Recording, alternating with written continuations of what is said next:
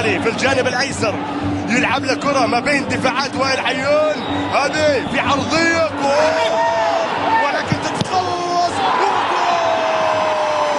جول ميغان ميميلي يأتي بالهدف الثاني والهدف التاسع الشخصي. ميغان ميميلي هدف للفيصلي، الهدف الثاني مع الدقيقة رقم 51. شوف النقلة، شوف وائل عيان في التمريرة الماضية، هل فيها تسلل أم لا؟